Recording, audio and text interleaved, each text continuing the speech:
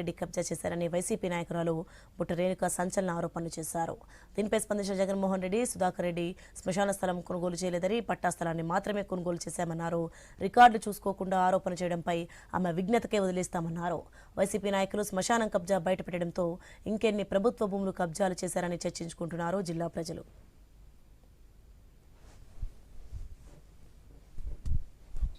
ఆ ఇంటెన్షన్ అంతా burial ground ని తిరిగి వాళ్ళకి రిటర్న్ ఇవ్వాలని, అంతే తప్ప మా ఇంటెన్షన్ ఎవరినో ఇచ్చేయాలని, ఎవరినో తగ్గించాలనో, ఎవరినో హర్ట్ చేయాలని మా ఇంటెన్షన్ కాదు.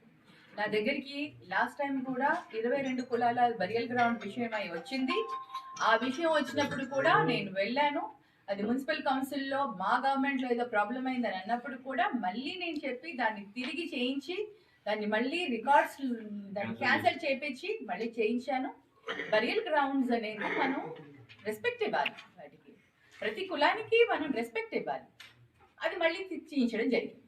ఇప్పుడు వీళ్ళు వచ్చారు నా దగ్గరికి వచ్చారంటే నా పైన ఒక నమ్మకంతో వస్తారు కదా. ఆ నమ్మకం ఉన్నప్పుడు నేను చేయాల్సిన బాధ్యత నాకు ఉంది కదా.